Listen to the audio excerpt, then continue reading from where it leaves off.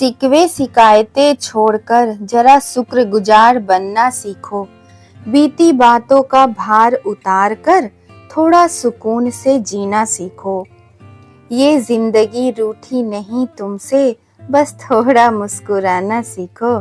दुनिया खूबसूरत नजर आएगी, बस नई सुबह को अपनाना सीखो।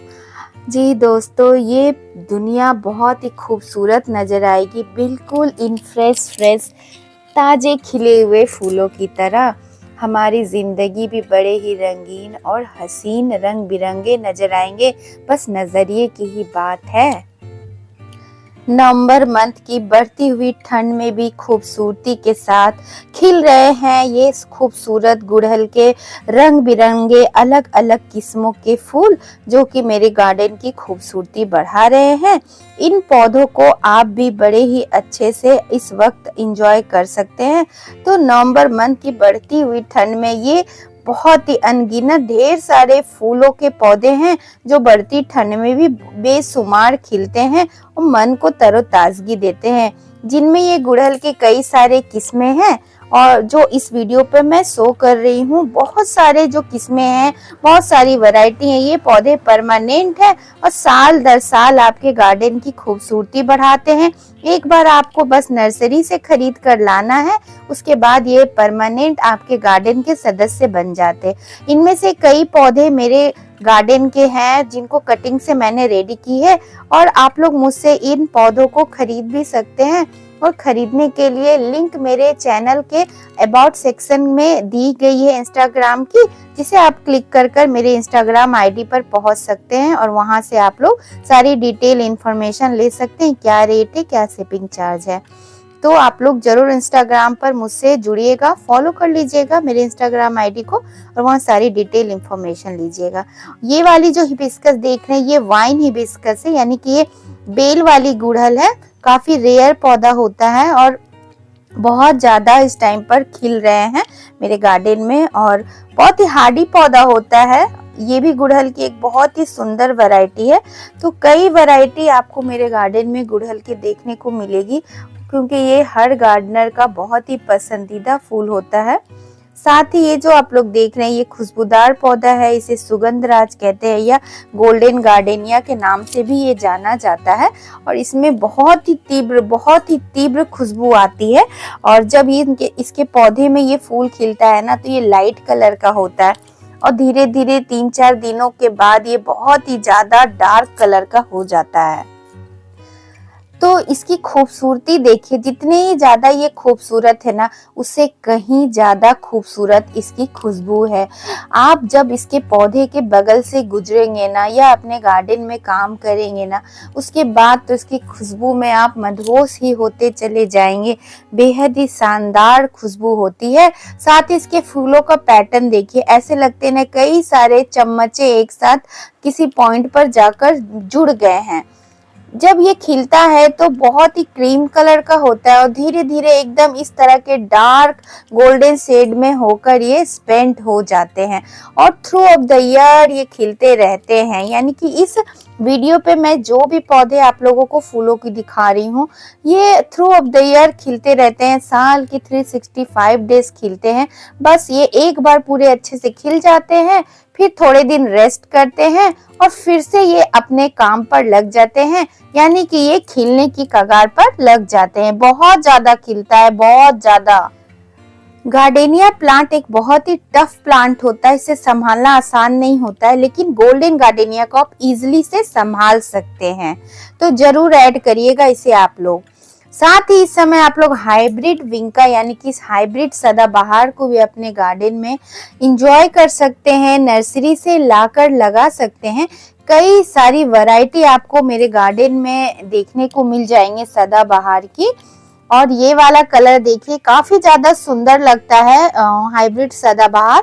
गार्डन में अभी विंटर फ्लावरिंग प्लांट तो हम लोग लगा रहे हैं, लेकिन उसको खिलने में अभी टाइम है। हाँ, जैसे गुलदाउदी, गेंदा वगैरह कुछ फ्लावरिंग प्लांट है जो आपको नवंबर मंथ में भी खिलते हैं, लेकिन सदाबहार जब तक हमारे गार्डन में विंटर फ्लावर प्लांट नहीं खिल जाते तब तक ये खूबसूरती तो बढ़ा ही सकते हैं। कई सारे कलर आपको नर्सरी में मिलेंगे और आप लोग मुझसे भी सदाबहार के कई सारे कलर बाय कर सकते हैं। तो जो भी कलर आपको चाहिए मैं आप लोगों को बता दूंगी। कुछ कलर मेरे पास भी अवेलेबल, जैसे ये कलर अवेलेबल है और बहुत ज्यादा अच्छा लगता है, खिलता है, हार्डी पौधा है और कटिंग से आप लोग इसे बहुत ज्यादा मल्टीप्लाई कर सकते हैं। और ये वाला कलर भी देखिए काफी ज्यादा खूबसूरत है और बहुत ही इजी टू मेंटेन पौधा होता है। बस बारिश से हमें बचाना होता है और इसकी शेप मेंटेन रखने के लिए टाइम टू टाइम प्रूनिंग इसे करते रहना पड़ता है। और जब बारिश में आप लोग इसे बचा लेंगे ना तो उसके बाद ये आपके गार्डन में परमानेंट बन जाता है। लेकिन बारिश का पानी इससे बचाना पड़ता है, बहुत जल्दी उसमें डायबैक लगती है बारिश के पानी के समय, क्योंकि बारिश का पानी इसे नहीं पसंद है। तो शेडी प्लेस में उठाकर रख देने से फिर साल दर साल तो ये मेरे गार्डन में चल ही रहे हैं और न्यू न्यू कलर मुझे जब भी नर्सरी में मिलता है तो मैं उसे जरूर ऐड करती हूँ।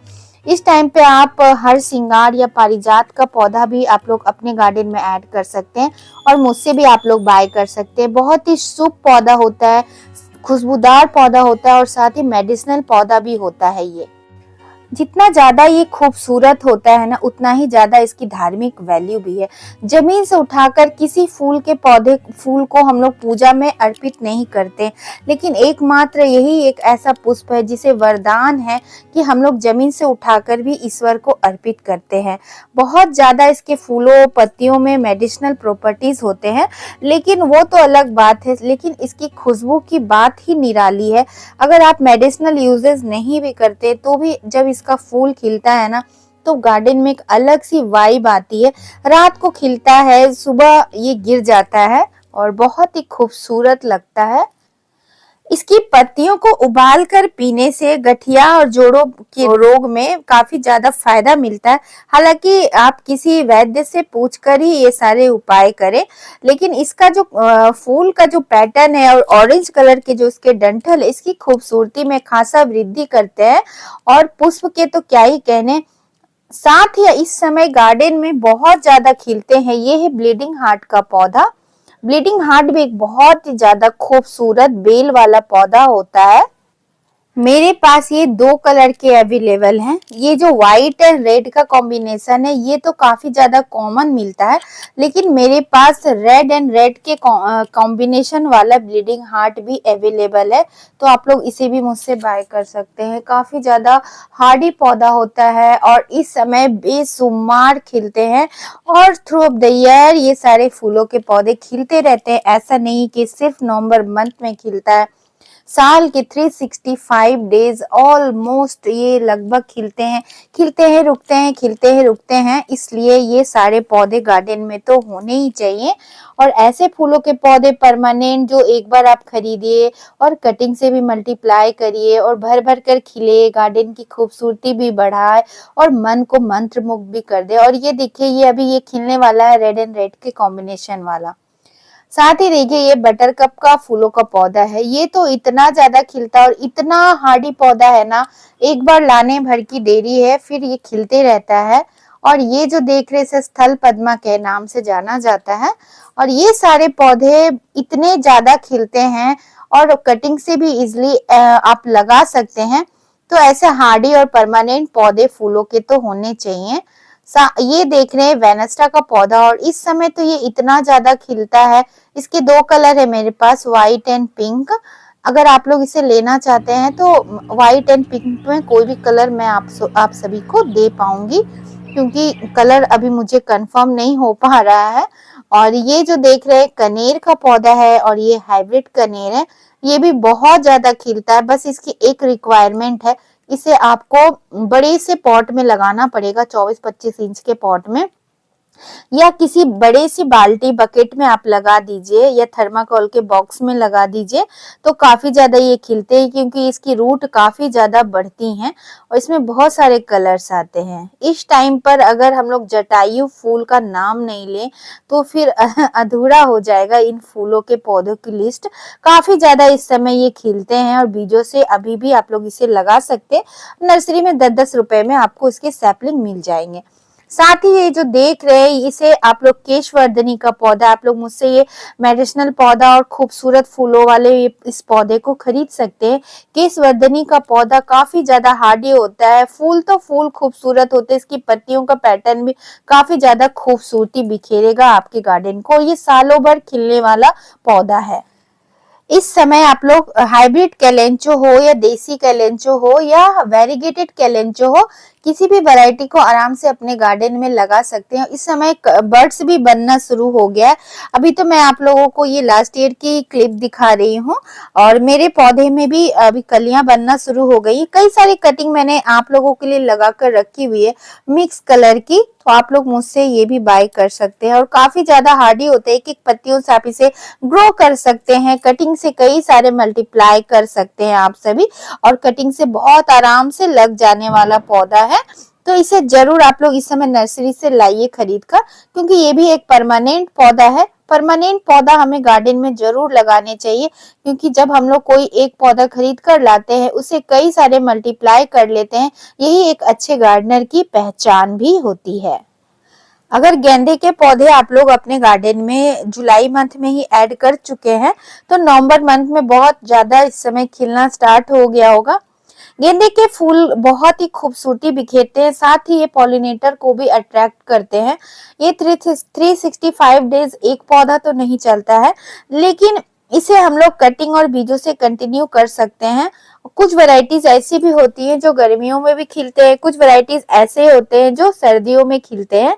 तो हर समय अपने गार्डन में गेंदे के पौधे को आप लोग मेंटेन कर सकते हैं।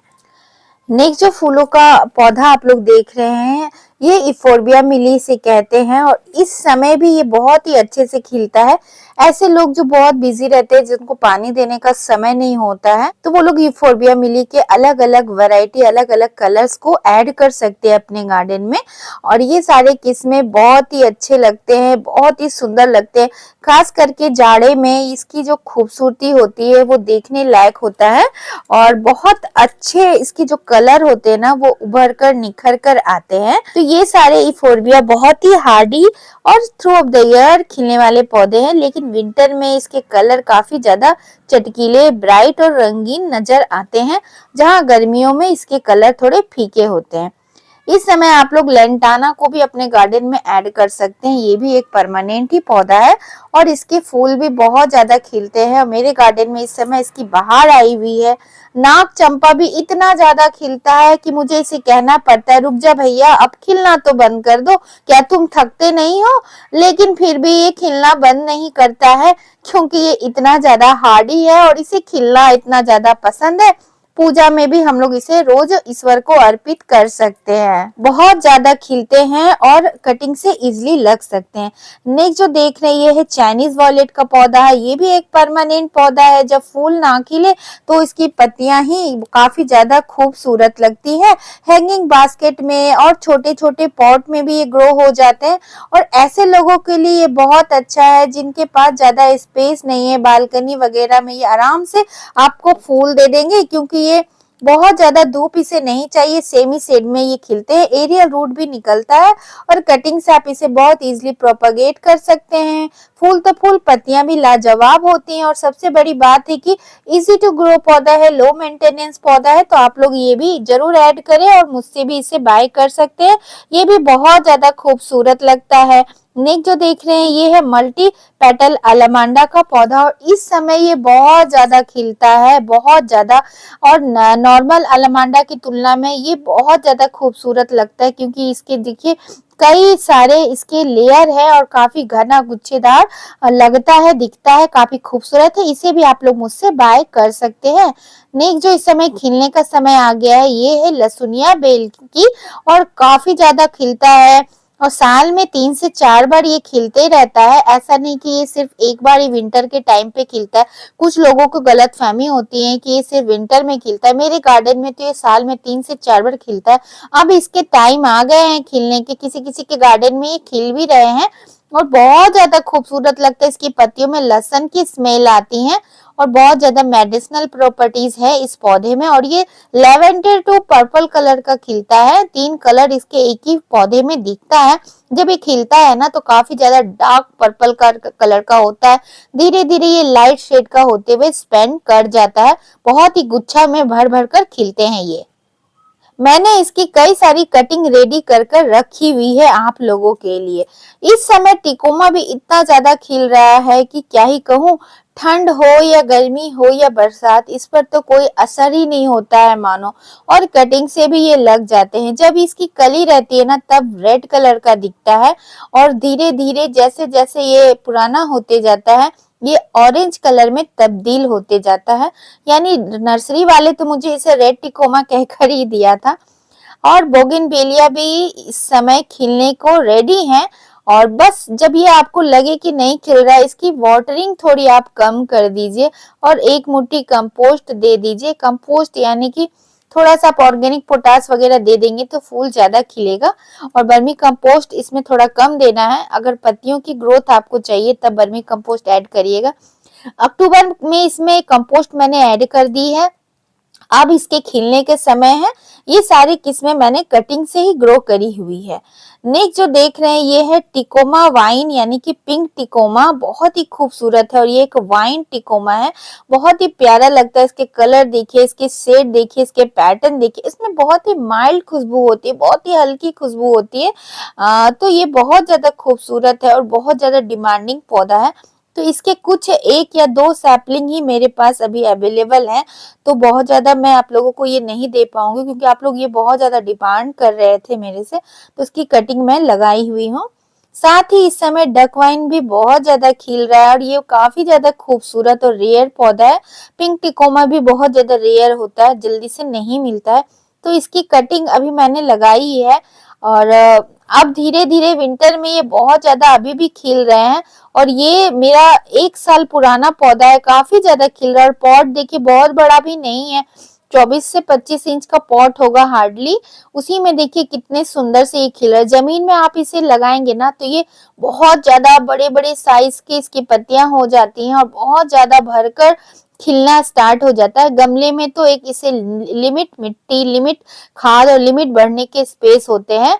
फिर भी ये बेचारा बहुत ही खूबसूरती के साथ खिल रहा है और इसके इस शेप के कारण इसे डक फ्लावर कहा जाता है। और वैसे तो कॉमनली इसे डक फ्लावर कहते हैं, लेकिन इसे एलेस्ट्रोलेचिया लिटरी के नाम से भी जाना जाता है। काफी खूबसूरत लगते हैं, यूनिक पैटर्न के लिए जाना जाता है। इस टाइम पर अब इसका समय आ गया जो खिलने का, जो अब समय है खिलने का, ये है कैट्स क्लो। क्योंकि ये खिलता है, रुकता है, खिलता है, रुकता है और खिलते रहता है। ये जो क्लॉज देख रहे हैं बिल्ली के पंजे के जैसे, ये जो 3 क्लॉज है, इसके कारण ही इसे कैट्स क्लो कहते हैं। काफी नुकीले होते हैं और ऐसा माना जाता है कि कांच के ऊपर भी ये अपनी पकड़ बनाकर उस पर चढ़ जाते हैं। और जब ये पौधा बहुत बड़ा हो जाता है ना तो इतना खिलता है कि पत्तियों से ज्यादा फूल ही नजर आते हैं। मेरा तो अभी ये खिलना शुरू हुआ है, नया पौधा ही मैंने ऐड करी थी अपने गार्डन में। तो ये भी मेरे पास, इसकी कई कटिंग रेडी कर चुकी हूँ मैं, तो अवेलेबल है। आप लोगों को कैट्स क्लो चाहिए तो मैं वो भी आप लोगों को अवेलेबल करवा सकती हूँ। काफी ज्यादा हार्डी पौधा होता है और हार्ड टू किल पौधा है। रेन लिली के ये नई किस्में जो बहुत ज्यादा खिल रहे हैं मेरे गार्डन में, बिन बारिश के भी खिल रहे हैं। और इसके बेल भी मेरे पास अवेलेबल है। वो पिंक अलग था और ये पिंक अलग है। ये बहुत बड़े साइज का रेन लिली है, ये भी इतना ज्यादा खिलता है। इस समय जो बहुत ज्यादा खुशबू वाला फूलों का पौधा आप लोग ढूंढ रहे हैं और बहुत ज्यादा फूल खिले और लगभग थ्रू ऑफ द ईयर खिलते रहता है, वो है रंजाई का पौधा। और मेरे एक छोटे से पॉट में ये लगा हुआ, 24 इंच के पॉट में, वो काफी ज्यादा खिल रहा है। नेक्स्ट जो देख रहे हैं काफी रेयर फूल का पौधा है, ये एक बेल वाला पौधा है। इसे येलो गार्लिक वाइन के नाम से जाना जाता है। काफी ज्यादा रेयर मिलता है और मुझे भी लकीली ये मिल गया था। और नर्सरी में तो ऐसे नागकेसर के नाम से ये लिखा हुआ था, लेकिन जब मैंने बहुत ज्यादा इस पर रिसर्च करी तब ये मुझे येलो गार्लिक वाइन के नाम से पहचान इसकी प्राप्त हुई है। तो बहुत ज्यादा इस समय खिल रहा है। नेक्स्ट जो इस समय खिल रहा है ये है थनबर्जिया इरेक्टा का पौधा, और इसकी भी कई सारी कटिंग मैंने रेडी कर चुकी है आप लोगों के लिए। तो आपको बाय करना हो तो इंस्टाग्राम पर जरूर मुझसे कनेक्ट होइएगा। तो ये फूल भी बहुत ज्यादा खूबसूरत लगता है। तो ये कटिंग से इजिली आप लोग लगा सकते हैं, जिस प्रकार मैंने इसे तो कटिंग से ही मैंने अपने गार्डन में ऐड करी थी, इसे कभी खरीदी नहीं है। मैंने कई सारे पौधे जो मैं कटिंग से लगाई हूँ अपने गार्डन में मुफ्त में। तो आप लोग भी कई सारे पौधे रेडी कर सकते हैं कटिंग से। ऐसा जरूरी नहीं है कि आप खरीदे, अगर आपको कटिंग मिल जा रही है तो आप कटिंग से ही रेडी करें, और अगर नहीं मिल रहा है तो आप लोग उसे खरीद कर और उसे मल्टीप्लाई भी कर सकते हैं। तो आशा करती हूँ आज की वीडियो आप सभी को बहुत ही हेल्पफुल लगी हो। वीडियो जरा भी अच्छी लगे तो एक लाइक करिएगा और चैनल से जुड़ने के लिए उसे सब्सक्राइब करें। साथ ही हाइप का ऑप्शन आ रहा है तो हाइप भी कर दीजिएगा और मुझे मोटिवेट करने के लिए प्यारा सा कमेंट दीजिएगा दोस्तों। तो इसी के साथ आप लोगों से विदा लेती हूँ। बाय दोस्तों, टेक केयर, हैप्पी गार्डनिंग।